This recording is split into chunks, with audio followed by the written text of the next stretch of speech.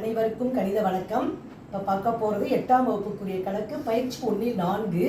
அதில் 6வது கணக்கை பார்க்க போகிறோம். நீள்வகுத்தல் முறையில் வர்க்கமூலம் கண்டுபிடிக்கிறது எப்படி அப்படிங்கிற கணக்கை பார்க்க போகிறோம்.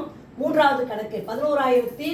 11025ங்கிற நம்பருக்கு நம்ம என்ன செய்ய போகிறோம்? வர்க்கமூலம் நீள்வகுத்தல் முறையில் கண்டுபிடிக்க போகிறோம்.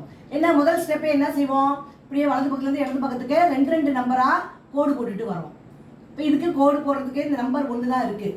இப்போ பார்த்தீங்கன்னா 1க்குள்ளார வர்க்கம் வாய்ப்பாடு எத்தனை இருக்குதுன்னு பார்க்குறோம். 1 1 அந்த 1 போட்டுக்கிறேன். 1 போனால் 0. அடுத்து நம்ம என்ன பண்ணுவோம்? அந்த 10 இறக்கி இங்கே போட்டுக்கிறோம். 1 கூட்டினா எவ்வளோ? 2.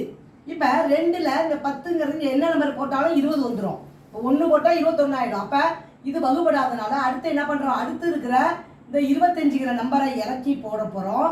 அப்போ இந்த நம்பர் அடங்கலைனாவே நம்ம என்ன செய்யறோம்? இங்கே ஒரு 0, இங்கே ஒரு 0த்தை சேர்த்துக்கிறோம். இப்போ 20 கூட எந்த நம்பரை போட்டு பெருக்கினால் இந்த நம்பர் வரும்? இப்போ 20 5ங்கிற 1ஆம் இலக்கத்தில் 5ங்கிற நம்பர் இருக்கு. அப்போ நான் 5ஆல் போட்டு பெருக்கிறேன். 5ஐயும் பெருக்குனா 5 வரும், 25ன்னு வரும். 5 25 மீதி 2. இந்த இடத்துல 2 போட்டுக்கிறேன். 2 5 10.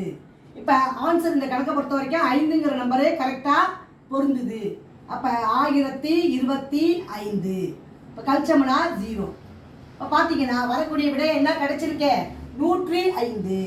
தேர்ஃபோர் 11025இன் வர்க்கமூலம் இஸ் ஈக்குவல் டு 105. ஆன்சர் வந்து என்ன வந்திருக்கு? 105. இதான் வந்து இந்த கணக்குக்குரிய விடையாகும். புரிஞ்சுங்களா?